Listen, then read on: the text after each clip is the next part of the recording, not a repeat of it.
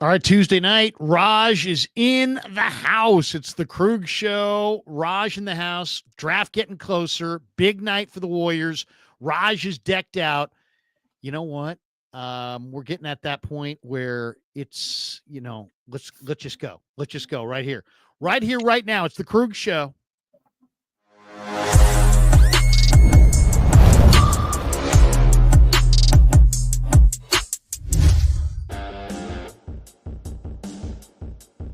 All right, Tuesday night, Raj in the house. Giants game going on. Warriors starting at 7. Draft coming up in a week.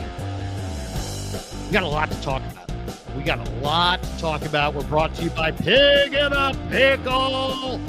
The best barbecue in all of Northern California. Check them out. They're in Emeryville. They're in Corte Madera. They're open 7 days a week from 11 a.m. till 8 p.m. or until they run out. They do run out. So get there early, get some brisket chili. Say hi to Damon and Mary. Tell them the Krug sent you. We're also brought to you, as you see over Raj's head there, by LearnKey Upskill Academy. The show is sponsored by LearnKey Upskill Academy. Great news for the Krug Show subscribers. Our sponsor, LearnKey, is offering a free cybersecurity course valued at only $99. The course is titled Protecting Yourself and Your Organization. It's 1 hour long, and it will give you the essential tips on how to keep you and your company safe online. It's a limited time offer, so don't miss out. Check the link in the description below of the video or the live stream to check your free course, to claim your free course, and start learning today at upskill.learnkey.com. Upskill.learnkey.com. And by the way, we also have a contest. We have an NFL draft contest we'll tell you about a little bit later on, but LearnKey is sponsoring our NFL draft contest where you pick the top 12 picks. And there's a link in there. You can win a $100 Visa gift card. So if you know who the top 12 picks in the NFL draft are going to be, check the link below and potentially win a $100 Visa gift card. Raj and I will give you our top 12 before we get out of here. Raj, good to see you, man. Warrior hat, Warrior jersey, Niner logo, Kittle pennant, Bosa pennant. Dude, I don't think your setup there has ever looked better. If you would move maybe 3 inches that way. Yeah. Oh, now you're just, a little bit more. No, the other way. Yeah. Okay. Right. A little bit more. No, a little bit less. That way. There we go. Right there. We're cooking. Get right in the center. And it's like, this is network television right there. There we go. Oh, except for the light went out. I know. It's going to be, it's on, but. You're a little in the darkness. All right, man. But hey, good to see you. And how do you feel about the Warriors tonight? You feel good? I'm nervous. That's all I'm going to say. I'm nervous. They can't close out games. I hope they win because if they have to play another playing game, I don't feel too confident. Steph Curry 0-3 in playing games. Jimmy Butler's never lost a play-in. Something's going to give. I'm nervous. Hey, somebody, go convince Jimmy Butler it's playoffs, right? Because playoff Jimmy, we need playoff Jimmy, and we'll see tonight. Warriors, they've got 2 more chances to get it done. 2 more chances. But if you lose this game and you have to play Oklahoma, I don't like their chances of playoffs. Now, playoff Jimmy did come to play the last game, Clippers. I was at that game. Right. Now, yeah, I went. How great was Kawhi Leonard? Oh my God! He decided to play. All of a sudden, and I can't stand that guy. He's a snake. Let's not talk them. Warriors coming up later on, but we got the draft coming up in a week or so. So we got a lot to talk about. One of the big stories today is that maybe I don't know if it's credible or not, or how credible it is. Who knows this time of year? But there are some reports that the 49ers may want to trade up into sounds like maybe the top 10 or top 5. They're further up than they're at. They're at the 11th spot right now. I can't imagine who would trade back, but maybe Carolina at 8. They said they want to trade back. Maybe the Raiders at 6. They want Ashton Genty, according to reports. Maybe they'll feel like they could get him with a better value. Do the Niners want to trade up for, a particular player? Who do they think is going to fall? What do you think? Is it Membu? Is it Campbell? Is it Hunter? Is it Graham? Who do you think? Is it Jalen Walker, who's a spectacular prospect? if the Niners, first of all, let's address, do you think it's a legitimate report? And then if you do, who do you think they're trading up for? So good questions overall. I don't think it's legit. I mean, it's smoke season still. It's the off season. You're still going to hear a lot of like rumors and hearsay and this and that. And I think that's what it is. Now, I'm sure the 49ers have called and, at least threw it out there saying, oh, what would it cost to trade up and this and that. I honestly feel if anything, if the 49ers are going to make any trades, it's trading back to get more talent because the 49ers are coming off a 6-win season. They need depth. They need some holes filled, right? We've talked about this before. Like it'd probably make more sense if they traded back. They need offensive line, defensive line. Their D-line is very thin. I don't believe this holds weight, but it's fun to speculate. It's, that's what the offseason is about, making up speculation, fantasy drafts and mock drafts and everything. So it gets the people talking. It's great for content, but I don't think it's true. I think the 49ers would rather trade back, get more talent. That's my take on it. If it is true, though, Larry, I think they'd go for Abdul Carter because they need an absolute monster on the edge, and I think he'd be the guy. He's the best edge rusher in this draft, arguably. So that's where I would go.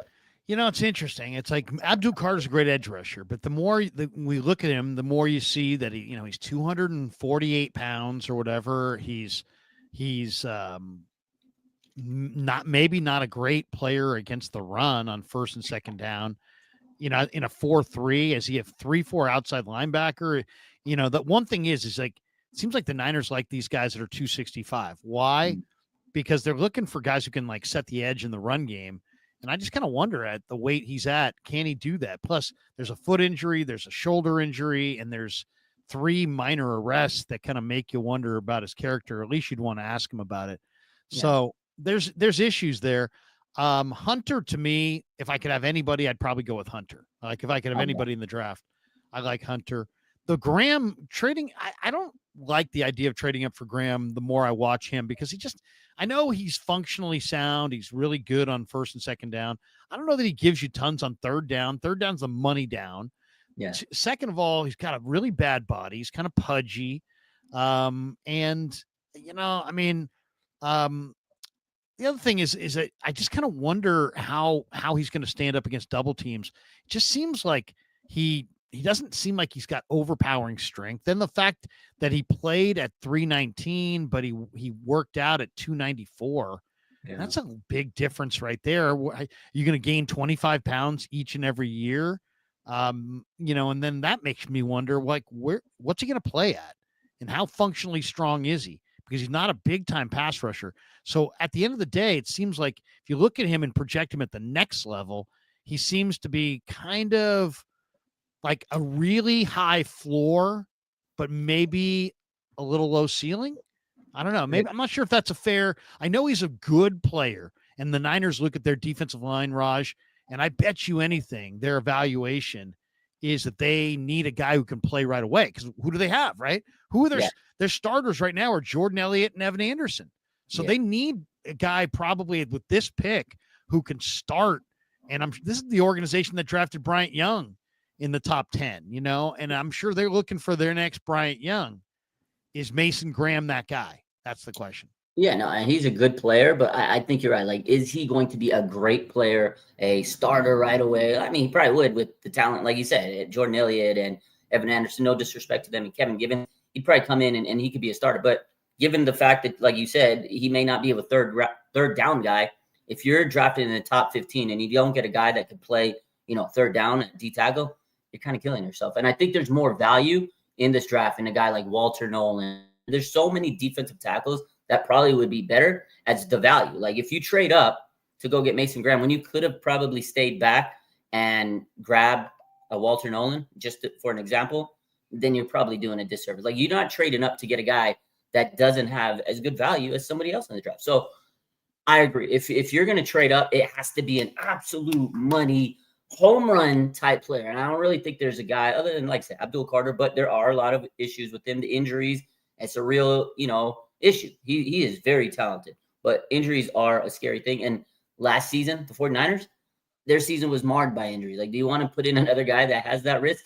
You probably don't. So you need to make sure you get a guy that has good value and he's coming in with not a lot of red flags. And that's the type of guy the 49ers need to get. No red flags, home run pick that can start, because you're basically building this draft to be your impact players in the future, because you didn't go out in free agency. You didn't have the money, right? You fix your special teams, but you have not addressed the losses of Hargrave and, other players that they've lost, Greenlaw, right? So, and I know Hargrave didn't play last year, but you still need to address that, because defensive tackle is a premium hole on this team, and edge rusher as well. So you get a guy that you need to get a guy that could come in and make immediate impact, a starter, 100%, top 15 pick, Larry. If you don't get a starter in this draft on your top 15 pick, a lot of people are going to be upset. You just got to remember this, and that sounds hyper negative, but if you go back and look at the draft, there's a reason why there's a failure rate to this thing. Some of these guys are going to, one or two of these guys is going to be great, like Hall of Fame great, and go on that trajectory. And maybe, one or two of these guys is just going to be a total bust. Total bust. Does absolutely nothing for whatever reason. And then there's going to be a lot of in between. He was pretty good, but then he hurt his shoulder. He was all right. Actually had a good first year, and then he struggled in year 2. And, there's going to be a lot of in between. The key is to hit. The number one goal is to find the guy who's going to the Hall of Fame. So that's what I'm always looking for. I'm always looking to hit the home run. But at the same time, to make sure you're not taking the guy that gets you fired or is a bust, right? So that's kind of the way I look at this thing. Yeah. And it's hard to say, because even though every year they all look great, it's right. Trey Lance looked great. Zach Wilson looked great. Justin Fields, 4.4 speed, accuracy. He's going to be awesome. Trevor Lawrence is a once in a lifetime player. And that was 2021. And here we are. It's 2025. And that's almost like a punchline of a joke now. Mac Jones or Trey Lance. The fact that we took a month to debate between those guys, and now the Niners will have them both. Yeah, and have had them both at least. Let's hope Mac Jones was the right answer. What if Trey Lance is the right answer? We just don't know it yet, because we haven't experienced the Jones experience yet. So it's like you don't know what's going to happen. But if they were trading up, they're trading up for, I think, Abdul Carter. And if I was guessing, yeah. Right. And if they're staying at 11, you're looking for? That's the question. And someone posed the question, Julius Callaway. He says, what would you prioritize, edge, defensive tackle, or offensive line? And that's an absolute great question. I think the Niners go best available defensive lineman, whether it be an edge or a defensive tackle. Whoever's the best available is who you got. You got to build that trenches. Like, I know it's very subjective, though. It's very subjective. It is. As far as where they're sitting, it's very, very subjective 100%. About who the best defensive lineman really is. 100%. And it's going to be based on their subjective opinion, because they brought in Robert Salah, and I think it's going to be a lot on his shoulder. Who does he value as the best defensive lineman? And the reason why I say defensive lineman at 11, and it's not, and I've said this before, it's when you say defensive line, it can't be outside linebacker or linebacker. It has to be a defensive line. I think it has to be defensive line. And are you saying defensive tackle or defensive end or tackle? Edge or tackle. Like I said, the best player available. I mean, Walker could kind of fit that mold, because he could do a little bit of both, and he kind of fits two holes, right? Linebacker, edge. He could be a pass rusher, and then he could get another edge later. But the reason why I say not offensive lineman, it's, to me, listening to Kyle, listening to John Lynch these last couple of weeks, they're fine with their offensive lineman. They need a guard, but I don't think there's a guard good enough to go grab at 11. Like, I just don't see it. I think they're okay with waiting till the third round to get a guard. They did it last year at Pooney, and it worked out great. So I think the strategy is build your defense, because that defense last year could not stop the run. So you need to get a guy, like you said, set the edge if he's an edge rusher, or a big monster in the middle that can, eat between the space and stop the run and rush the passer. So to me, that's the biggest need. Going off of what you said earlier too, is you don't know if who you're going to get is going to be a star. You do need to get a guy that could be a potential all-pro, Hall of Fame type guy at this pick. But defensive lineman's kind of tough, because the 49ers have made a lot of bad decisions in this pick. They've went Javon Kinlaw, they got Solomon Thomas, even offensive lineman, Mike McGlinchey. Like, these were picks that they thought they were going to be home runs, and they weren't. So they got to get a Nick Bosa type player at this position.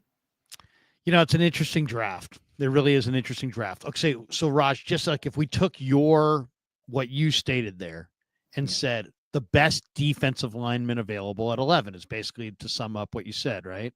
Pretty much. Yeah.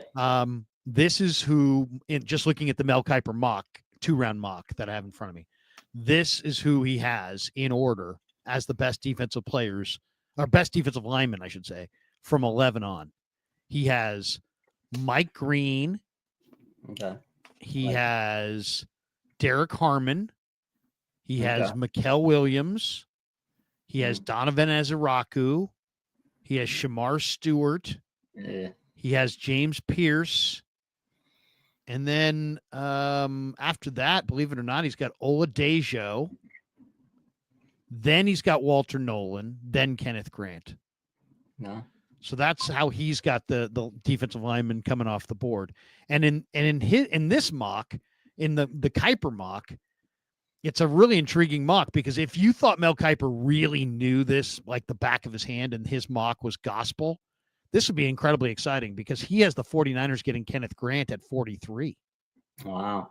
And he has Tyler Booker, who I think is a dominating guard. Good player. He's got him on the board. I think he's a Hall of Famer. He's so good. You think he's that good? So you think he's better than me? I think Tyler Booker is going to be one of the best guards in the NFL for the next 10 years. So do you think, my question to you, Larry, Quentin going Nelson. off Tyler Booker, is he better than any defensive player? So if you're 11, Tyler Booker better than any of those defensive linemen that's going to be available? You know, there's positional value that sometimes matters a little bit, and guard doesn't have great positional value. So the value overall has to be weighed against the positional value. It's like saying, I could have this awesome Hall of Fame punter. Yeah, but do you want him first? No, because there's positional value. So there's that factor. And I'm not trying to soft pedal it.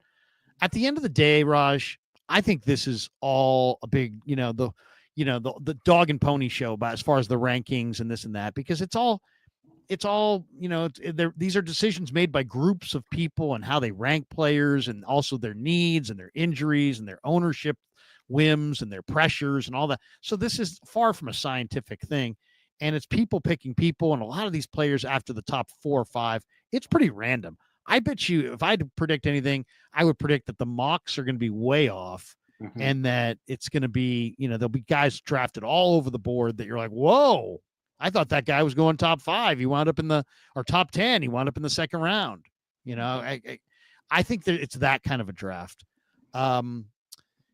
Just one side note, somebody said that the Ravens, Eric DeCosta said they had 15 guys this year that they took off their board altogether for whatever reason. So that could have been injury related or that could have been character related.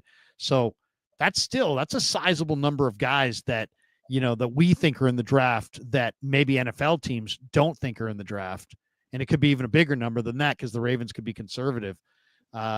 More concerned teams might have 20 or 30 guys that are not even on their board because of character issues or issues with whatever health or medical risks or whatever. So there's always that factor. But I think it's interesting because if you're the Niners, you could possibly, go with any of these guys at 11 and then maybe get a guy like Kenneth Grant in round 2. I wouldn't bank on it. But what do you think, Raj? In this draft, you could draft Kenneth Grant at 11 or Walter Nolan at 11 and still get Tyler Booker at 43. And if you got a jumbo tackle and a jumbo guard to start it off, I'd be fine. I'd be so happy if they went that way. You get a starting guard and a starting defensive tackle in your first 2 picks. You just want to draft that to me is what they need to do. Like 2 guys that can make immediate impact. I'd be so happy with that, Larry. I think that would be an ideal start to the draft, and then we'll go from there. So yeah, I think that'd be great, 100%. So of those guys, Green, Harmon, Mikael Williams, Donovan Ezeraku, Shamar Stewart, James Pierce, and we'll throw in Oladejo, Walter Nolan, Kenneth Grant. Who do you want among those players at 11?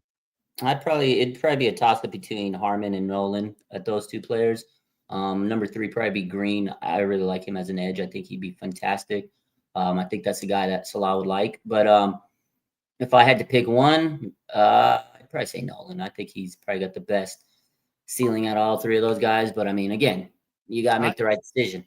Yeah, no, I agree. And also, the one thing is, we haven't met any of these guys. So we don't know their attitude and but Walter Nolan coming out of high school was a 5-star prospect, and he's he's an incredible player against the run and the pass, I think, based on what I saw at Ole Miss and at A&M. So that would be the route I'd go as well. Walter Nolan, and then I'd take Kenneth Grant or Tyler Booker.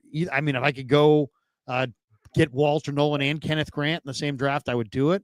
But if I could get Tyler Booker in round 2, I would do that. To me, the Niners need help at the point of attack on both sides of the ball.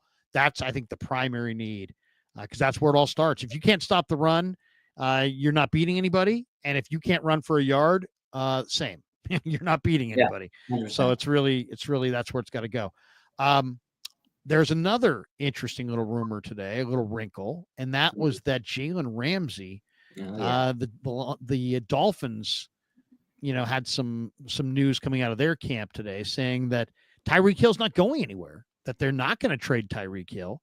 And I think maybe that means that they've shopped him and they're not getting what they want. Yeah. Now they're playing the PR game, but Tyreek Hill, they say, is not going anywhere, or maybe it's a precursor to, it's a smokescreen and they're going to try to deal him during draft weekend, but they said he's not going anywhere. And they said that Jalen Ramsey most likely is going to be traded. And the sportsbetting.ag line is out on Ramsey's next home. Raiders are the 4-1 favorite. Cardinals are the second choice at 5-1. Cowboys are the third choice at 6-1. Niners are the next choice at 7-1. He's 30. Doesn't seem like how does Ramsey, trading for Ramsey, go into younger, healthier, cheaper? But Jed did reference we're going to try to do everything in our power to improve our football team, and said trades, which are not very common in the NFL. So maybe he had one in mind. What do you think? Should the Niners trade for Jalen Ramsey if the price was right? And what price is that going to be for you? I mean, at the end of the day, the way you phrased it, if the price is right, I wouldn't hate it. I wouldn't be opposed to it. Now, going off of what their model is or their plan of getting younger and cheaper, it doesn't necessarily vibe with that. But you do have to have a few veterans here and there.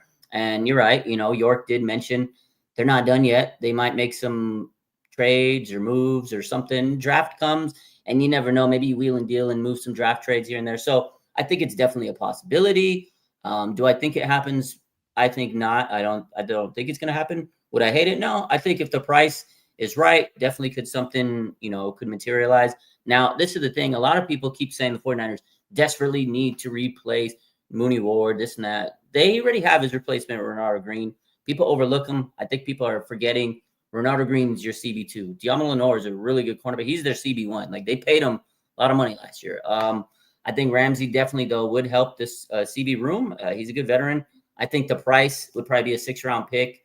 I don't think you're getting much more out of. I mean, at this point, he's 30, a little older, not as good as a guy like Patrick Surtain. At this point, he was the top cornerback in the league, but as you get older, your value diminishes. Maybe a 5th-round pick is what the Dolphins could get for him.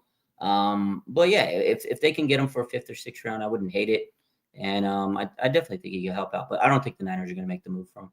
No, he doesn't seem like he jives with the direction they're going. I understand why, it's intriguing because he's a big corner. He's athletic. They need a corner. I think they absolutely, if you said to me, give me some absolutes on this draft, they absolutely have to come out of this draft with a cornerback. Mm-hmm. Absolutely. Because right now you've got Trey Brown as your 3rd best cornerback, and he's small. He hasn't played a lot. He's had injuries. I mean, you've got very little depth there. You've had, years where you've shown up in camp with 6 or 7 or 8 interesting cornerback prospects. This year, you're going to struggle to just get the 5 that you're going to need for the final cut. So they're going to really, I think corner is a necessity. They got to find a corner. Doesn't have to be early. Doesn't have to be with the 11th pick in the draft, but they got to find a corner. All right. And I never gave what I think they're going to do, but I would say Walter Nolan too. I would say Walter Nolan is what I would go with as well. If I had to predict, I know there's some character, issues that have to be looked into, and there's some people that feel like his motor doesn't rev hot, but man, what that guy can do as a rusher and as a run defender, pretty impressive. Yeah. All right. There's been a lot of reports that, the Aiyuk bonus money having come and being paid already, that Aiyuk is going to be a Niner. He's been at the facility, and that seems to be the direction everything's going, that he is going to be a 49er. Now, when is he going to return? Who knows? He's still rehabbing his injury. Some people are saying week 1. I think week 1's totally crazy, but I would say probably November would be when I would expect him back. What do you think we can expect from Aiyuk? And there still are those who suggest, Fox said it, Ralph Vacchiano the other day, a big article, that Aiyuk still could be traded during the draft. Is there any chance that Aiyuk gets moved during the draft, or is he going to be a 49er in 2025? Yeah, no, good question. I know there's still people out there saying that they're going to trade him. And I mean, obviously, it's, again, smoke season. It's the off season. There's a lot of rumors. And until it happens in the draft, even every year, there's always talk like, look, 49ers trade this guy, that guy, the other. It's not going to get shut down until the draft. I don't think they're going to trade him. Also, congrats to my boy BA. He got married this weekend. I think he's, having a good off season. He's rehabbing. He looks like he's getting healthy. That's everything that we've been told. John Lynch says he's coming along. You said he's at the facility. So looks like his mind is getting right. He's kind of in a better mentality. I think you're right. November is probably the best prediction of when he's coming back. But I do think Brandon Aiyuk will be on the Niners for at least this year, 2025. They got, the guaranteed money hit. I just don't think it makes sense for them to trade him, even if they get a great, value for him during the draft. I just don't think that anybody's going to give him a lot of value for a guy that, again, he might miss a lot of time during the season. He's due a lot of money. I just don't think it makes much sense for the 49ers in that aspect. And I think he will come back, and hopefully he's ready and has his mind in the right place and ready to, produce and prove himself, because he does have a lot to prove now coming in the season. So he'll probably be hungry to go out there and really show that, hey, man, I got to show you why I earned this money. So I think he'll be a Niner. I don't think he gets traded. I just think a lot of it is just smoke season right now. It's so hard to say how they feel about him, how he feels about them, how this is going to go. It's really difficult to say. I mean, I think, he's fine with them. I think they're fine with him. I could see them going on, or I also could see them getting an offer for him to move somewhere in the draft or for some draft compensation and then biting the bullet. You got to remember this.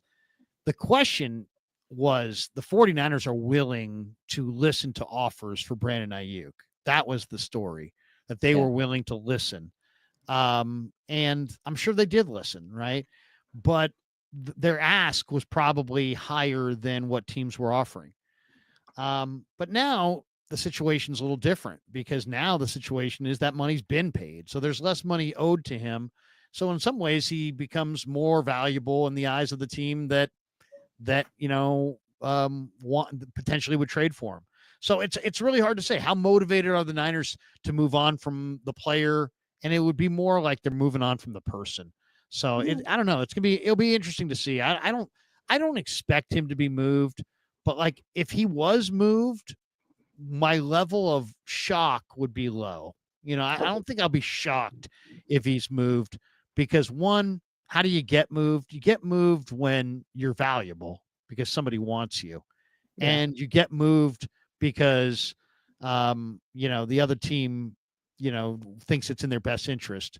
And I think the financial aspect of this could make it in the 49ers' best interest. So we'll see. He's their best receiver, or at least he was before he went out. And if he returns to be the player that he was, heck, I mean, they need their best receiver. I mean, at the end of the day, especially with Debo moving on. So I hope he's not moving on. But once again, if he is, it would not be like, oh my, whoa, I can't believe there was a reversal. No, I guess I could still picture it. No, it's a fair take. I think it's a fair take, because they have said that they've been looking. So, I mean, if something comes at the midnight hour and like, oh my God, we have to take it, I wouldn't be shocked. But I just think that they've kind of kissed, they made up, made up and said, hey, we're going to figure it out and move on. But yeah, during the draft weekend, so much things happen, calls are happening, and if you need a certain guy that you're like, oh my God, we have to get it, and certain guys are, inserted in trades, you never know. You can never say never during draft weekend. So yeah, to that point, I'm not going to shut the door on it. But if I had to give you a level of like 0 to 10, if it's going to happen, I would say 9 out of 10. It's not going to happen. I would say more like 7. I'll go 7. Okay. I would say it's very unlikely they'll trade for Ramsey, and also unlikely they'll trade Aiyuk. But as far, and they're probably both pretty, they're both, I'd give them each about 20, 25%. Maybe that's 75%. I get 75%. Not going to happen. Okay, so I made the to-do list of the Niners to-do lists for the draft. This is how I have it. Tell me what you think. Okay. Number 1, and this is, by the way, in order of how I was thinking about it. So in some ways, the order is kind of the priorities. Number 1, rebuild the D-line with dynamic inside players and pass rushers. Why? Because 3/4 of your D-line left. And so, and your backups are not that great. So D-line. Okay.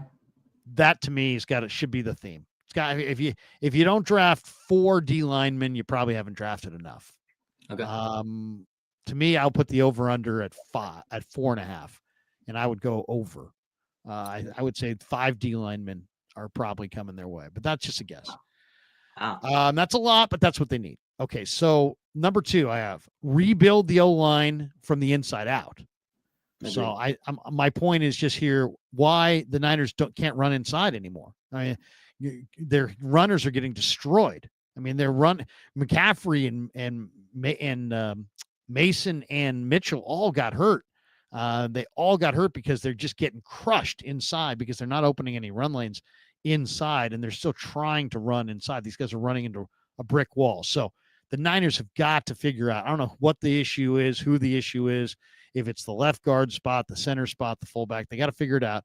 They got to be able to run the ball. So I would say rebuild the offensive line and think about the interior. So give somebody that can give you some push. You didn't get a lot from Banks last year.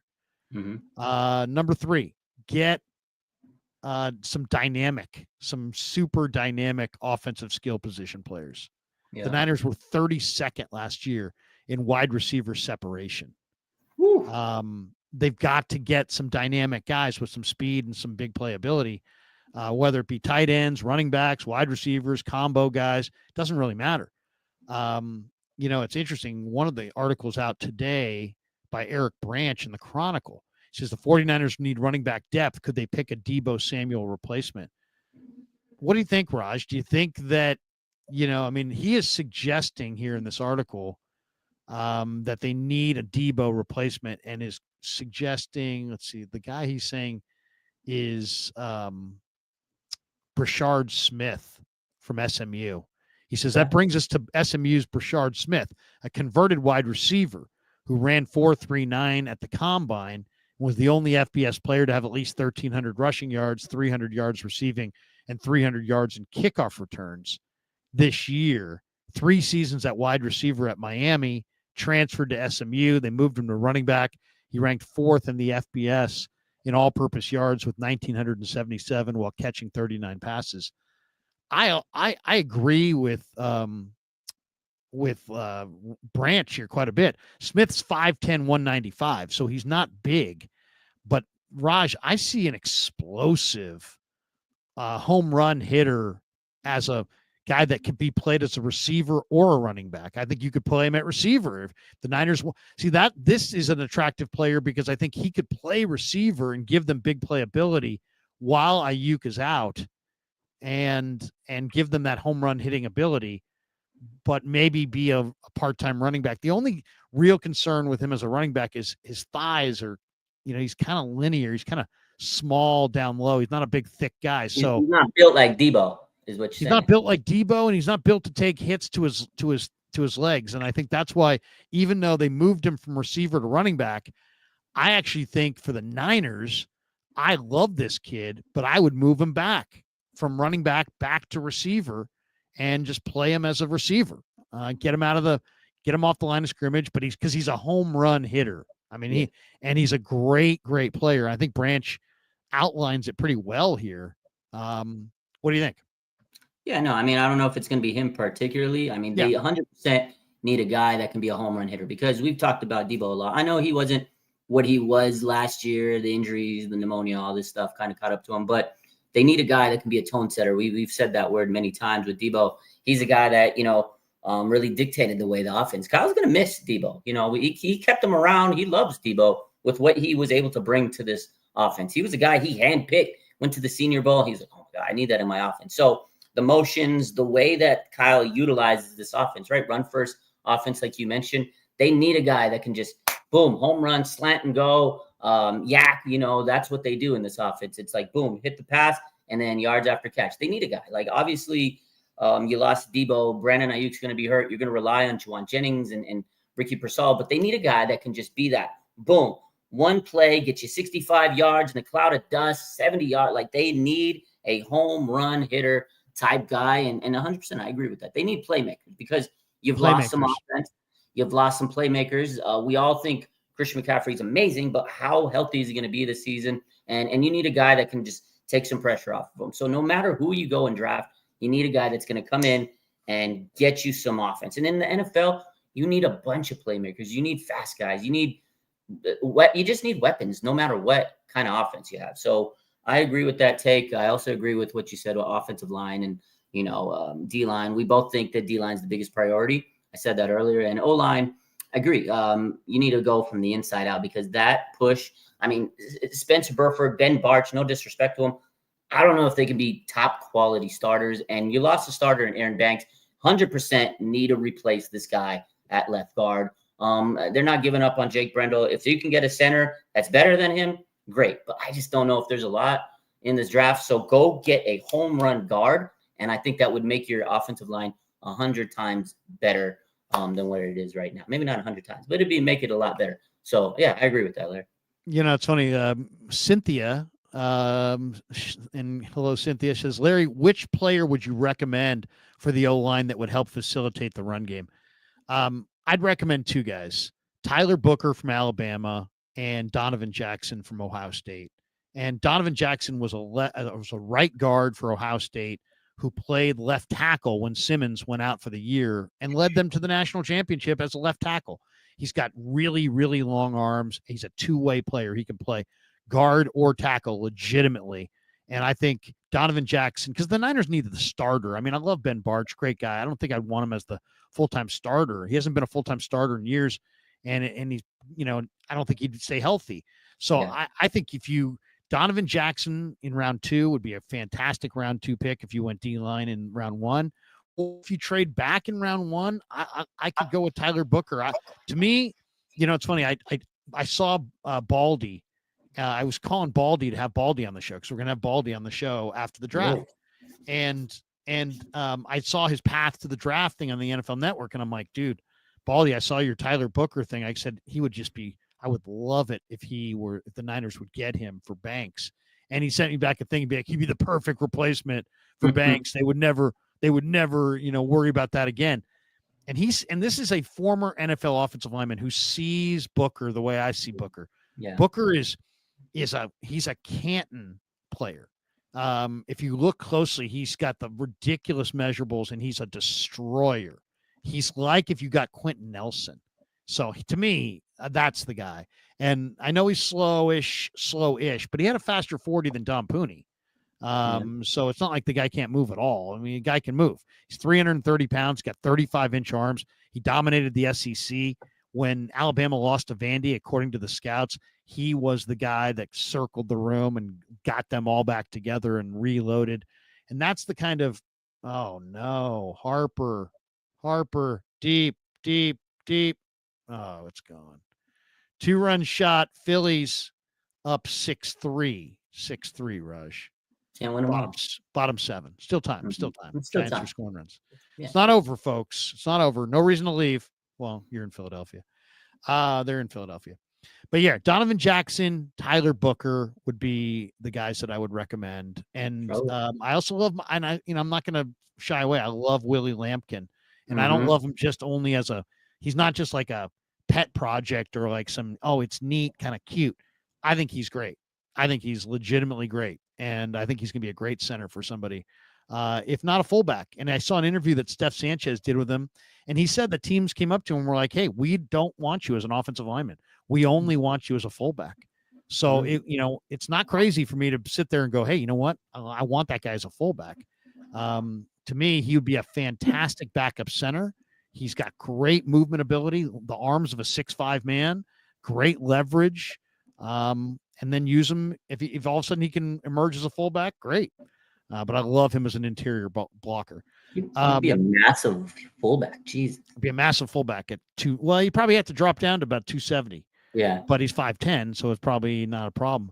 But yeah, so that would be my list. Rebuild the D-line, rebuild the O-line from the inside out, get some dynamic offensive skill position guys, and then day 3, draft your whole set of linebackers on day 3. It's a phenomenal day 3 linebacker draft. Draft a solid cornerback if you can. And then, if possible, draft a sleeper quarterback. And I'll give you the guys that I like. I like Riley Leonard. I like Cam Miller a little bit, Seth Hennigan a little bit, Brady Cook a little bit, Peyton Thorne a little bit, and Taylor L. Gersma. But I'm a Riley Leonard fan. And all I would say is, I just did a video on this, Riley Leonard no matter what video. Riley Leonard is really special. That's a really special quarterback prospect. I see a little bit of Joe, a little bit of Steve, a little bit of Brock. I mean, that kid is special. He is special. Go watch the Gruden quarterback school with Riley Leonard, and then tell me that kid is not going to be an NFL quarterback of note. He is sharp as hell, leader at 2 schools, super mobile, plenty of arm. Unbelievable. Somebody told me too, remember that Steve Young, that night where it was Brock, Steve Young, Mayoka was on stage. Yeah, that I went to that. Yeah, that event. Supposedly Riley Leonard went to that. Was he there? He wasn't on stage. No, but I mean, but supposedly he went to that. Somebody told me he was actually there at that event with Alex Smith, Brock, Alex Smith, Jeff Garcia, Brock. Yeah, it was a fun event. I mean, that right there, that to me is pretty cool. The fact that he went to that. So yeah, I'm a big Riley Leonard fan, and I know it's probably going to take like a 4th or 5th round pick, and they probably have other needs, so it probably doesn't make sense. But if there would be one move I would make in this draft that does not make sense based on the 49ers needs and whatever, it would be drafting that kid. Why? Because he's real and he's going to be good. And even though you have Brock Purdy, if Riley Leonard is the player that I think he is, then drafting him in the 4th or 5th round right now and trading him in 2 years or, for something way, way better is a great way to go. It's a great way to go. It's a smart strategy. But like you said, there's so many different needs. I just don't see them taking a quarterback before 6. I mean, it would definitely it's a day 3 thing for sure. I mean, there'll be an argument if they try to take Riley Leonard, in that room because but once again, if you like there's an old saying, if you like a quarterback, you can't overdraft him. Yeah, it's true. That's what 100%. So, I mean, it's like, we'll see where it goes. But that's my thought on it. I love that kid. I think he's really, really good. 2 last things before we get out of here. One, what, I know I was going to ask you. Mikael Williams, do you have a prospect that it's okay, I want the Niners to get this guy. Hey, I want the Niners to get that guy. Is there a prospect out there that other people like, Raj, or that maybe other, who knows who likes him, but a prospect out there and you're like, you know what? I just wish the 49ers steer clear of that prospect. Yeah. Who would be your guy? For me, it's Mikael Williams from Georgia.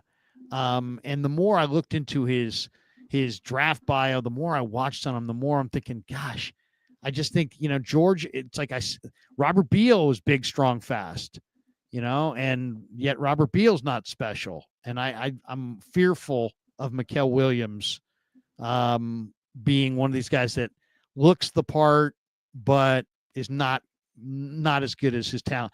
I was reading some of the negatives.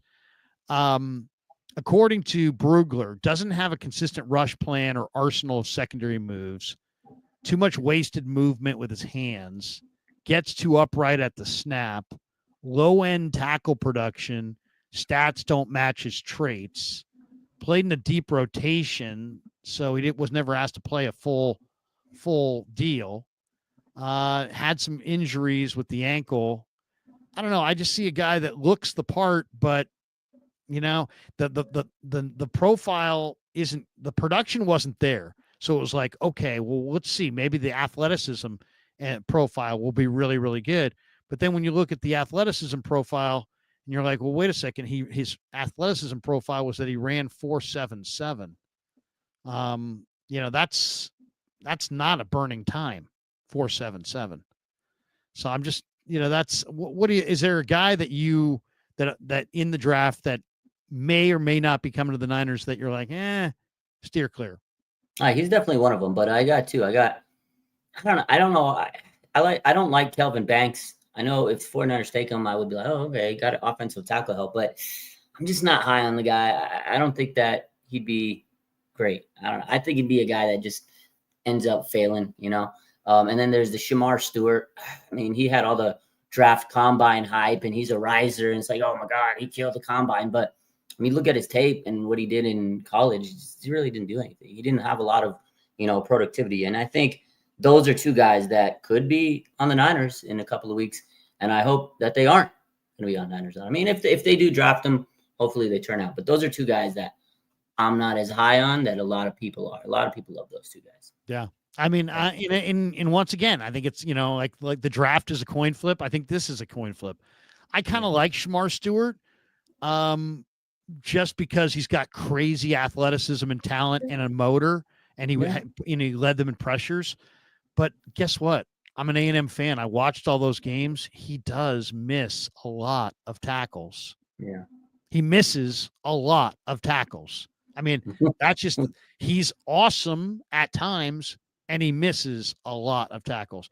And then with Georgia, I would just say I watch Georgia all the time, and I just don't see Mikael Williams that much. I mean, I see a lot of Jalen Walker. I see a lot of Malachi Starks. Yeah. Those guys just seem like are everywhere. But Jalen Walker, just not as much. Let's finish with this. One of our sponsors is LearnKey Upskill Academy, and we have a brand new NFL draft contest. We're teaming up with LearnKey for a special April draft NFL draft challenge where people on the channel can predict the top 12 picks in the upcoming NFL draft for a shot to win a $100 Visa gift card. So first place gets a $100 Visa gift card. Second place gets a $50 Visa gift card. It's totally free to enter.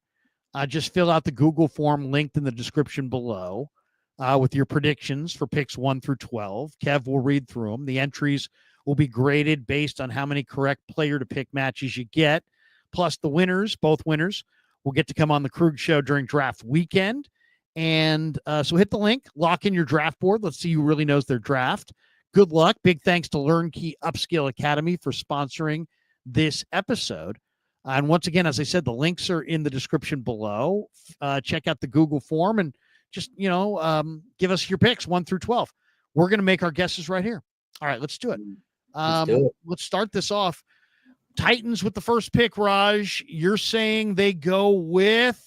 I mean, this is a no-brainer. This is probably the easiest pick. It's Cam Ward. Cam Ward.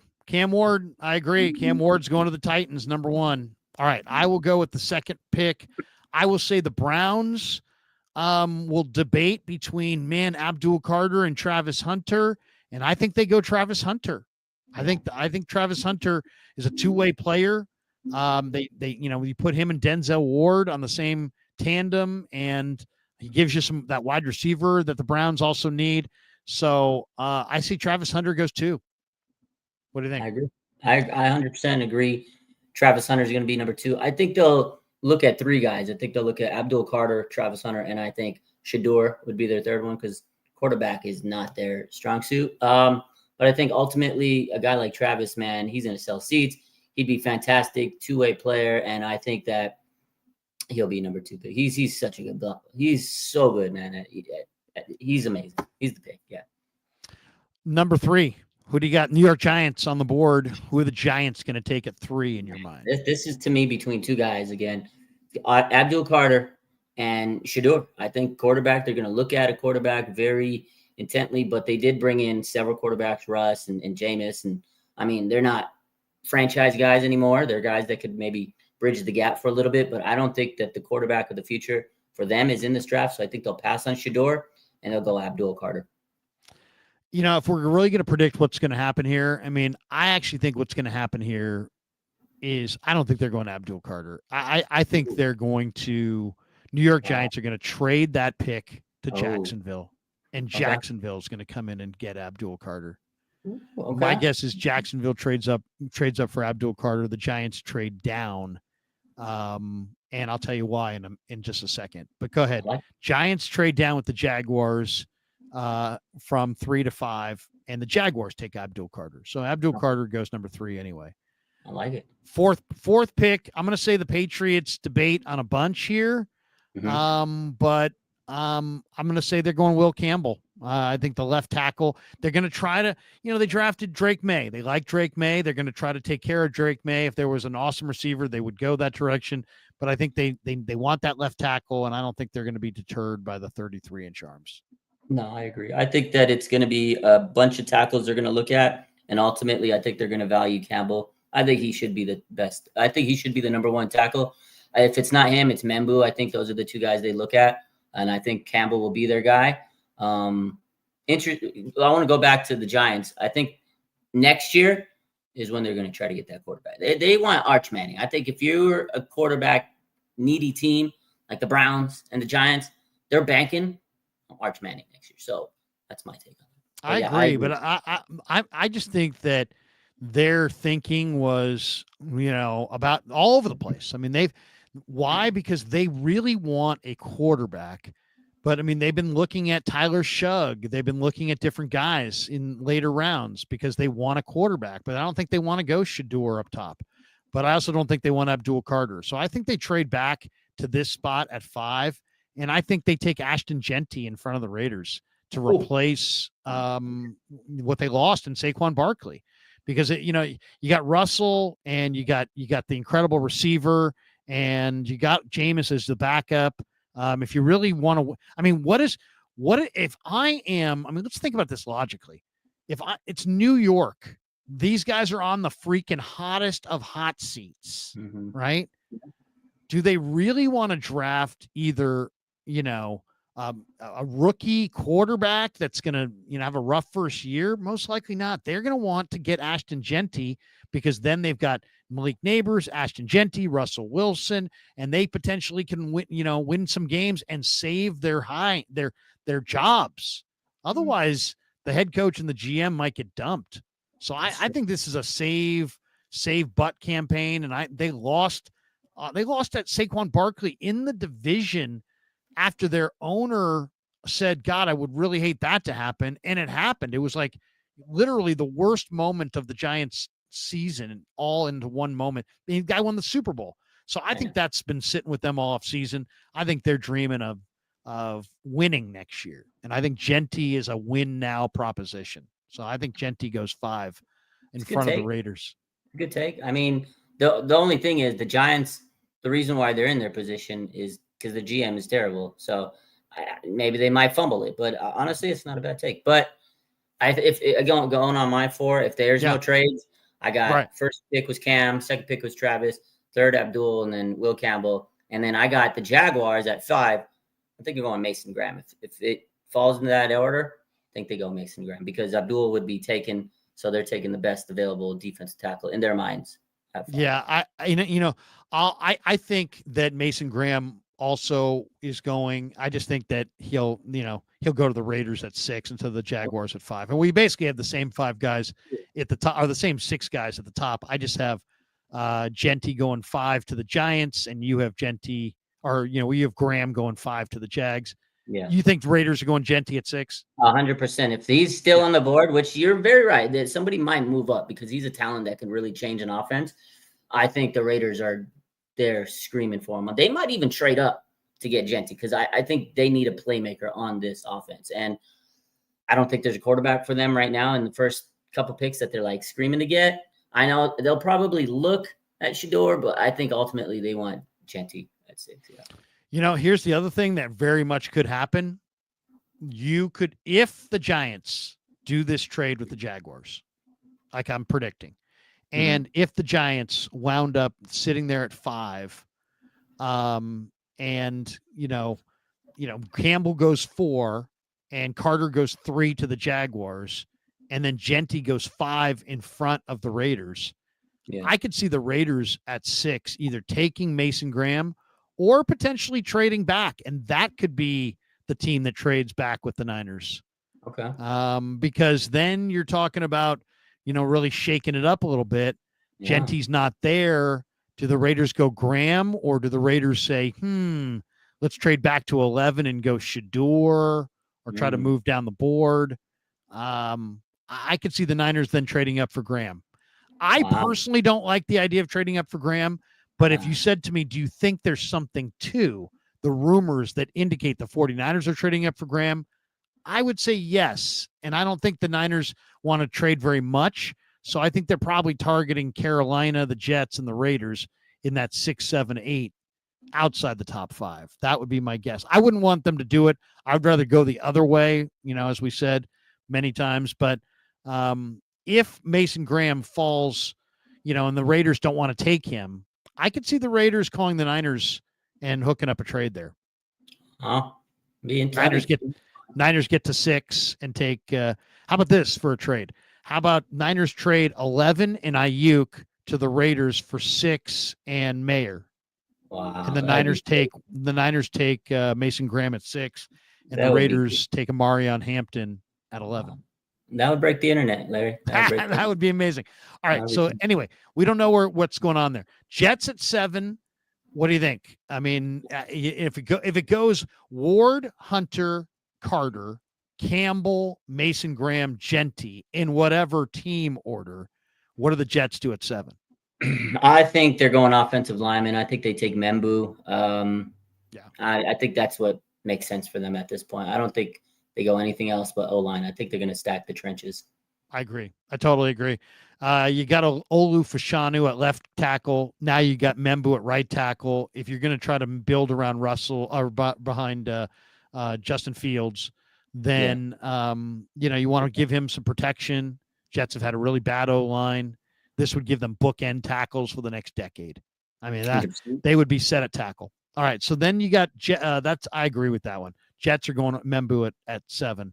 The only thing I'll say is there is a wild card here you're starting to be in the quarterback wild card range. Mm-hmm. Yeah.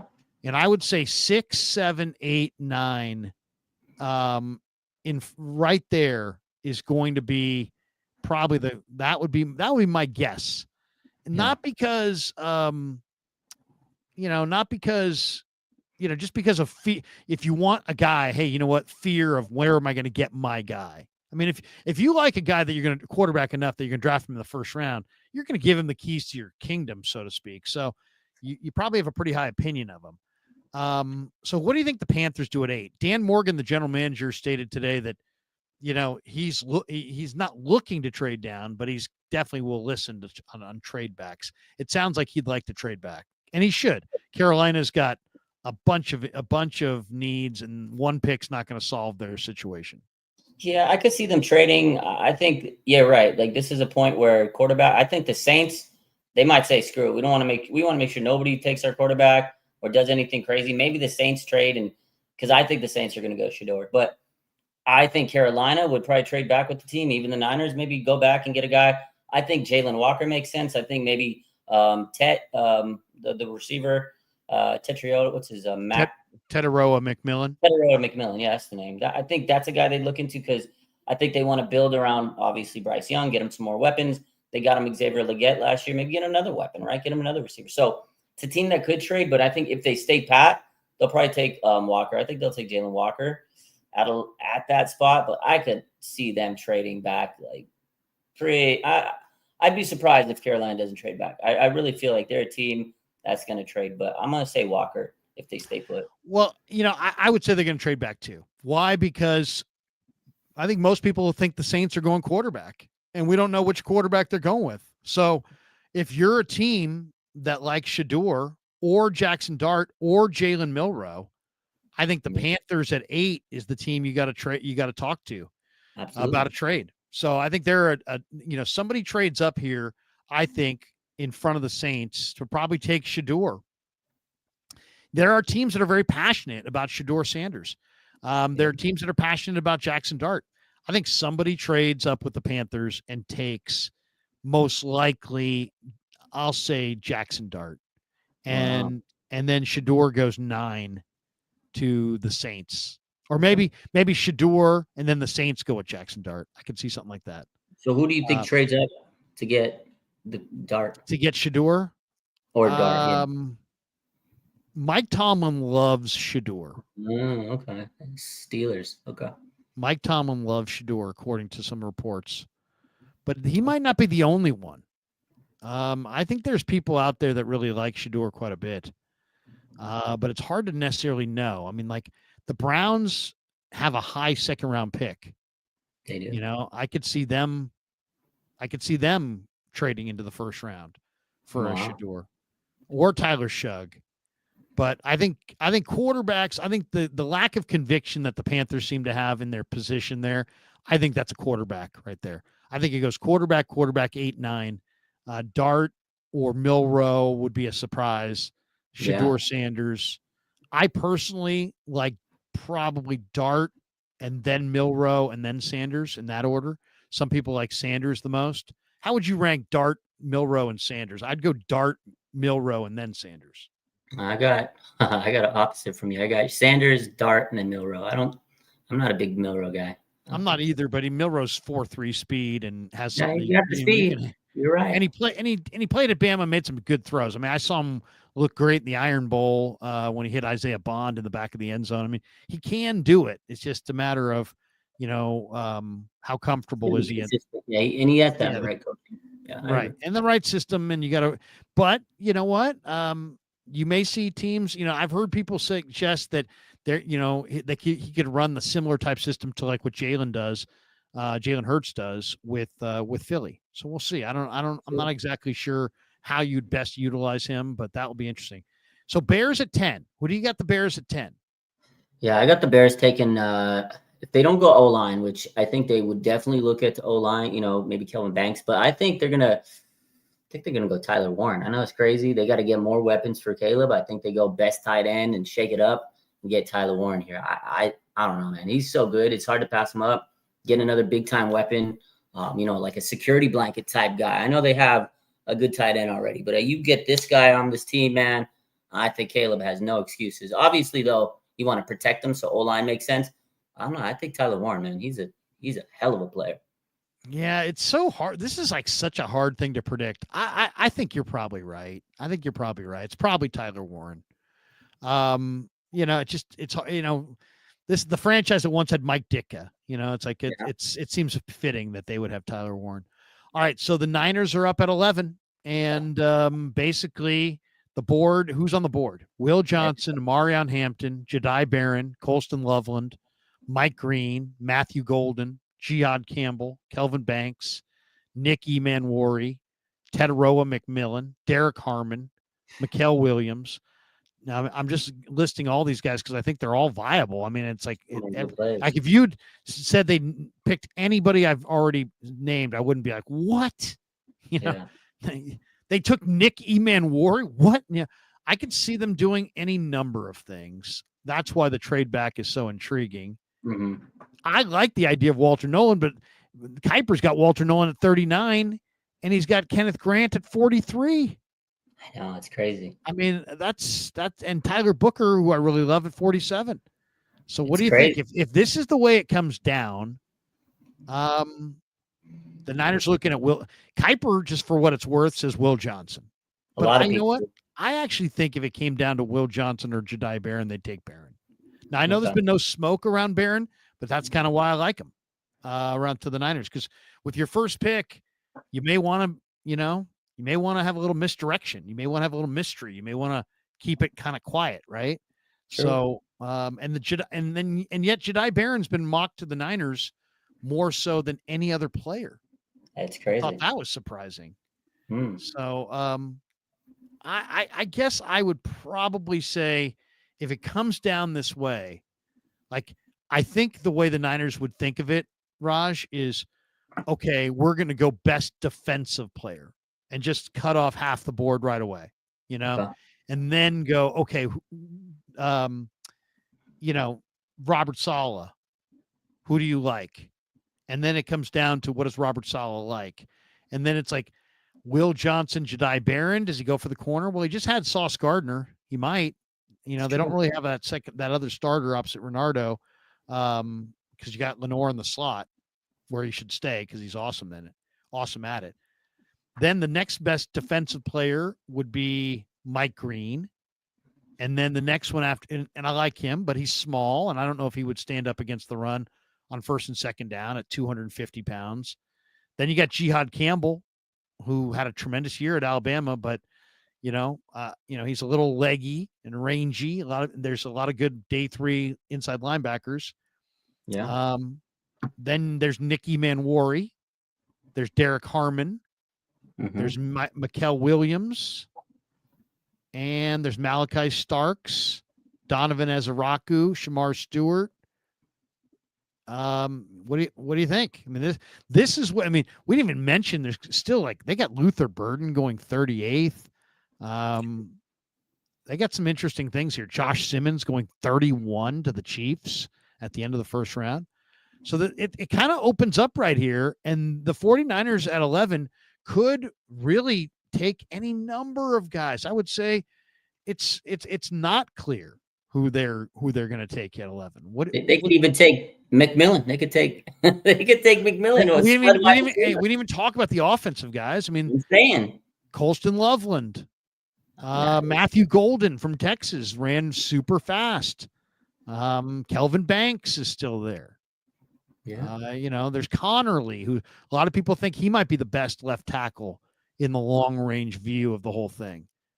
It's a lot of, here's another wild card. I know this sounds crazy. If the Niners really, want to replace a receiver right away, the most polished receiver is probably the Ohio State kid, Emeka Egbuka. Oh yeah. Yeah. He's very, very, very ready to go. This guy's like a 5-year veteran.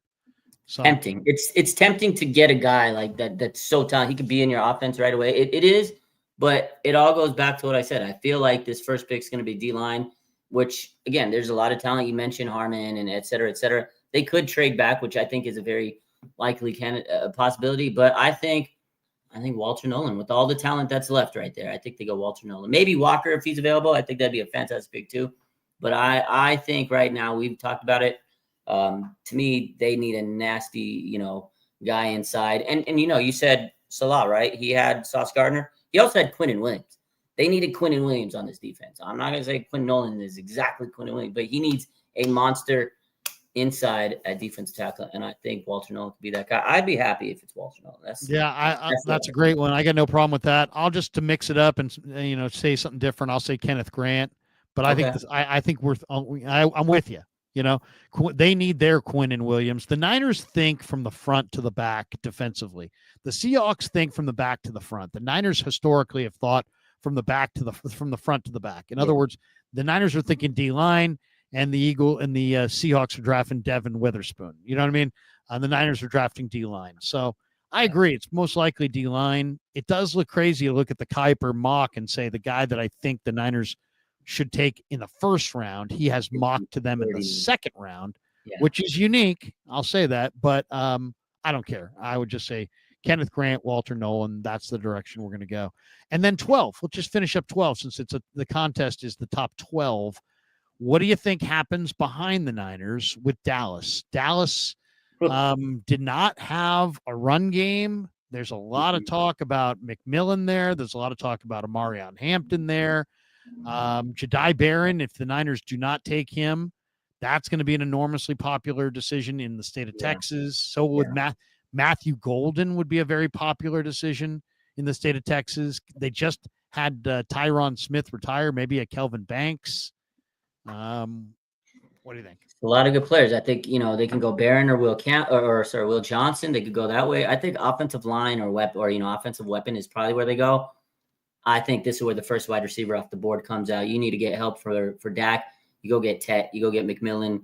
You get CeeDee Lamb and McMillan. Oh, man, I think that would really open up the offense. I could see them going offensive line, but I think they'll give Dak another weapon. That's where I'm going. I like that. I like that idea. Tetaroa, McMillan. I'll go. I love that offensive weapon idea. I just think Dallas, just after having no running back, is going to go running back. And I think they're going to Marion Hampton.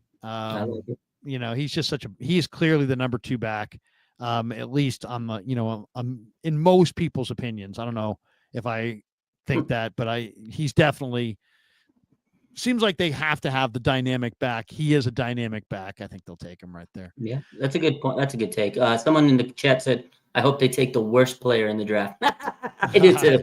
Yeah. I hope they pass 14 times. All right, let's hit a couple supers. Jalen LeGrant, Niners going offense first, trade for a veteran on D. What veteran would you like to see them trade for on defense? Man, I guess since we talked them up, maybe Jalen Ramsey. I actually would not hate that idea because you said earlier about, it's not going to cost a lot. And honestly, I agree. I love Renardo Green. I think he's our CB2. Like, I want to keep making this point. People got to stop sleeping on Renardo Green. But to have Deontay Lenore, Renardo Green, and Jalen Ramsey as your third cornerback, are you kidding me? That'd be amazing. And I'm not sold on Trey Brown. He's been banged up through, the last year or so. He's okay. But I think you need to improve that cornerback room. If you could do it with minimal draft capital and you get Jalen Ramsey, I'd be very, very happy. Yeah, I mean, that's what it's going to take. I mean, let's be completely frank about this. I mean, the 49ers have enough holes. They won't be able to fill all these holes just with rookies, most likely. The odds of it are really low. But if you could trade back, get a couple extra late day 3 picks along the way, and then flip those day 3 picks for veterans that teams are looking to move on from, I'll give you another name, and I've brought it up before, but I think Huff, the outside rusher for the Eagles, who was so good with the Jets, Bryce Huff. Mm-hmm. I think the Eagles are going to look to move him, and he would be a guy that Robert Saleh, I would imagine, would really like. And if you can get him for a day 3 pick, late day 3 pick, that's a guy I think I'd go after. There's another guy that you don't have to trade for him, and I think people have mentioned him already. I'm sure a lot of people. Asante Samuel Jr., cornerback, you maybe put him in the slot. I know he's had some injury history here and there, so you could probably get him relatively at a lower cost, I guess. So if they don't go after Jalen, I would like to see, Asante. And then you have Trey Brown, Asante, Deontay Lenore, Renardo Green. I feel a lot more confident with that cornerback room. But yeah, I think you need to get a veteran cornerback. I really do.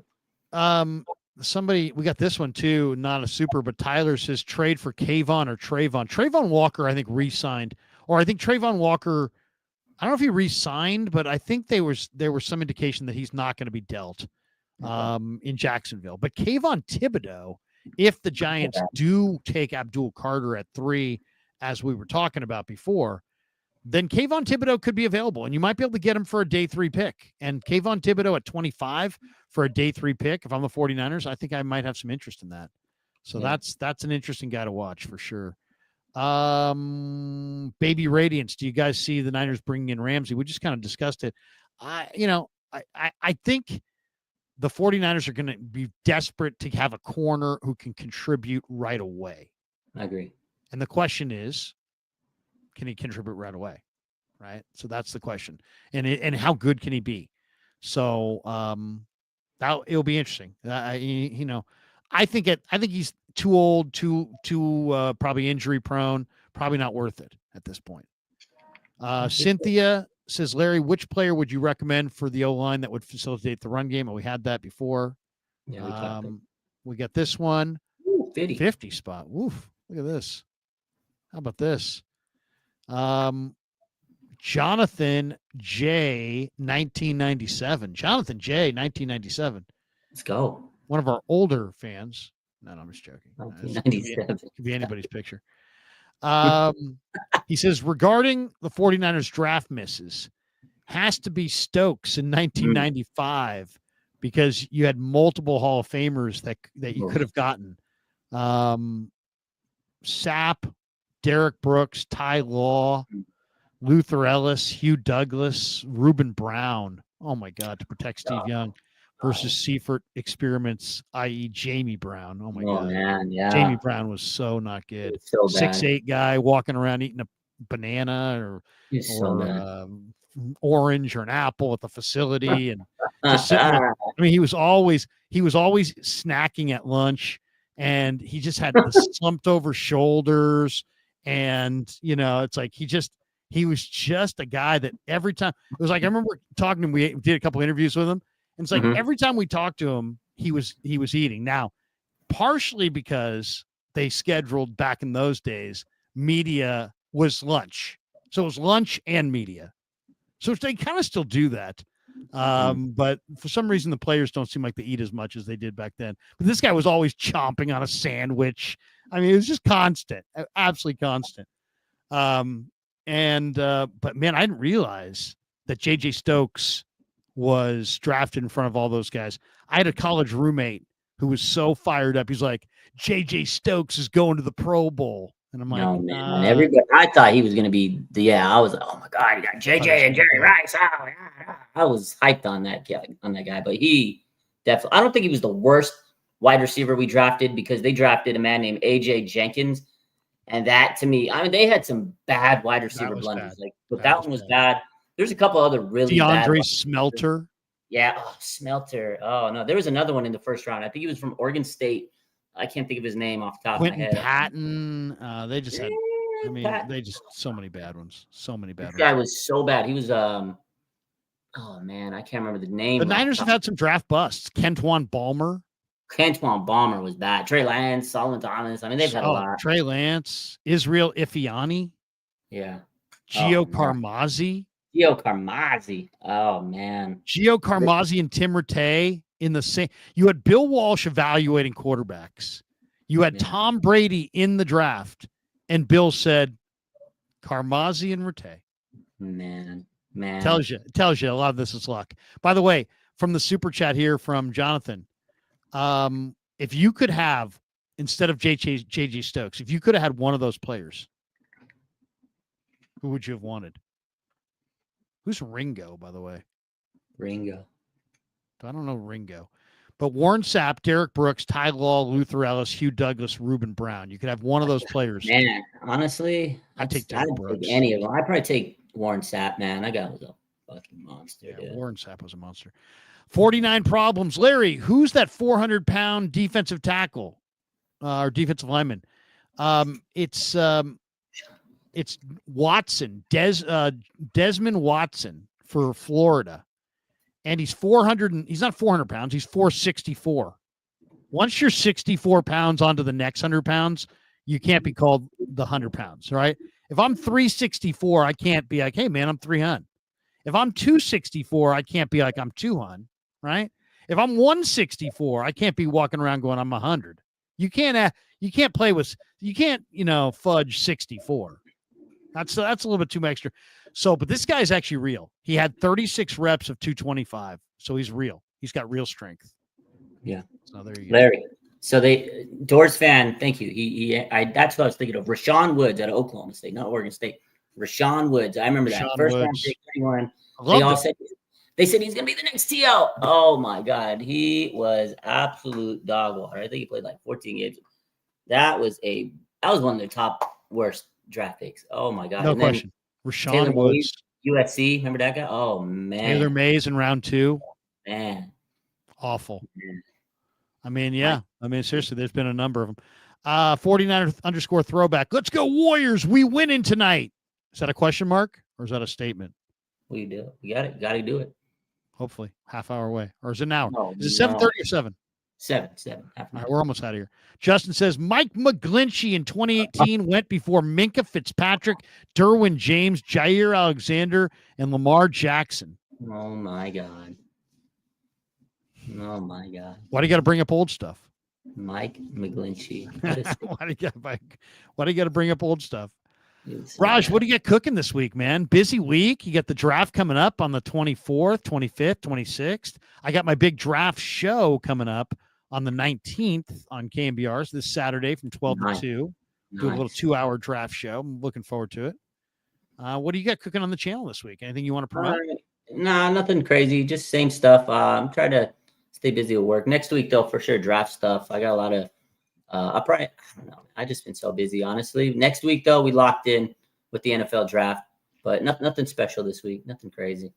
Did you see Purdy hanging out with George at a Nashville Predators game? They look like big bro, little bro. They've been hanging out this offseason. From yesterday, I know Ricky Pearsall also posted a little preview of his new YouTube, and it looks like he was training with Brock Purdy over the offseason. So Purdy's getting around. He's training with his boys. I'm excited. It was pretty cool to see George and Brock hanging out. Their bond is great. So cool to see that. And, George's a big Predators fan. So, it's good to bring your buddy along to the Predators game. That's cool. Got him a jersey? Wow, that's something. Somebody said, because they were like doing the celebration. Somebody said, I know one of the comments on that, they were like, thank God it wasn't the kiss cam. Seriously. Okay. Last one. Will Jonathan Kuminga play at all tonight? And what in the hell is Steve Kerr doing not playing Jonathan Kuminga at all? Don't these guys realize it's 2025?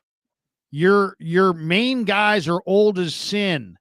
You need Pods and Moody and mostly Kuminga to help lead the way. Somebody slip a note to Kerr and tell him that. You're gonna try to do this without Kuminga. I don't know if I've seen anything more. I love Steve. I'm a big fan of Steve. He's the Olympic coach. He's a great coach. You really thought you were going to leave Kuminga with no minutes at all on this team, and you would have enough scoring and playmaking and to beat the Clippers? His use of Kuminga is horrible. Horrible.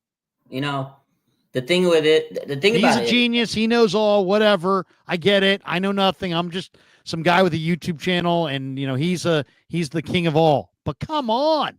It's bad. The thing with Kuminga is he's supposed to be this big time player. They're developing, and I don't know if he's developing right. He's done it with other players before. I'm not gonna get into all that, but Kerr has done that where he's killed someone's development. And honestly, man, like they blocked a lot of trades that involve Kuminga, and maybe they should have traded. If you're not going to use them, trade them. If you're on your last regular game of the season, playoffs on the line, don't you want your best players? To me, it tells me a lot of how he values Kuminga. And you mean to tell me his offense couldn't help his defense? Because, you got Kawhi in there. I feel like he could have helped better than Gary Payton. I like GP. He's supposed to be a great perimeter defender, but Kawhi went off on him. Maybe you could have put in Kuminga, who has the athleticism. So it was crazy. But I think after that, I don't know mentally if Kuminga is going to even be that. To me, that's a big detriment to his mental health. I think they got to move on from Kuminga next year. I don't know. That was bad. That's it. It's time to trade Kuminga. Somebody said, JD was saying the other day, how about Kuminga to the Kings for Keegan Murray and Valanciunas? I mean, something. They need a big something like that. Something like that might not be bad. Maybe somebody who can a little bit more skilled. I don't know, but I'll say this: you better get something good in return because Jonathan Kuminga is one of the best athletes in the entire league. Yeah, and you know what? I don't know. Maybe it's time for Steve to just give it up. I mean, I hate to say it. It's funny. People rip Kerr, and I got my buddy who runs a donut shop in the creek here, Raj, and he's always ripping Kerr. He's like, "Oh man, they need to fire Kerr." I'm like, "Dude, they have parades, they've won championships." And then I've got other buddies, and them, and there's people on Niner, Twitter and Niner content creators who are like, the Niners would be great if they would just get rid of that idiot Kyle Shanahan. It's like, and I'm always like, "Come on, dude, really?" But now I'm sounding like that because I'm like, maybe Kerr's at the end. So just I don't know who deserves blame more, Steve Kerr or Kyle Shanahan. Steve Kerr's got rings, but that's a hard one because I think it's him right now for not playing Kuminga. I mean, not only that, but there's other questionable decisions. You could argue either way. I think the thing is, though, Kerr won championship, so you can't sit there and discredit him too much, although he had some great talent. I will say this about the Warriors. Whatever they do, they need to get some size, man. They haven't had a true center in like 6 years, so go get a center. I know it doesn't fit the rotation, but you need some damn size, man. They are lacking down below. I just hope they win tonight. Regardless of how it goes down, I hope they win tonight. We need to see playoff Jimmy, and we need to see, Steph being Steph. But playoff Jimmy, let's strap up the backpack and carry these guys tonight. Look at John. Look at Josh. Kerr's a legend. Kyle's a fraud. Woo. Wow. Woo. Tell me that you're not bipolar without telling me you're not bipolar. All right. Good take, though. Good take. Thanks for jumping in there, Josh. Last thought before we get out of here. What's your final tonight? Warriors 103, Memphis 101. It's going to be close down to the wire. 103-101. I know. I'm on after. I'm doing a live stream after. So everybody check that out. Appreciate all you guys. Thanks to Raj. Thanks to LearnKey, our LearnKey Upskill Academy. The link's in the description below. Thanks to Pig and a Pickle, the title sponsor of the Krug Show. Thanks to Raj. Thanks to all of you. Let me just check to see if we have any last comments. I thought I had a last comment there. Dubs, man. No, we got them all. We got them all. That does it. Thanks to everybody. Peace. Once again, thanks for supporting the Krug Show. See you after Warrior basketball. Go Dubs. Yeah, never met a man I've been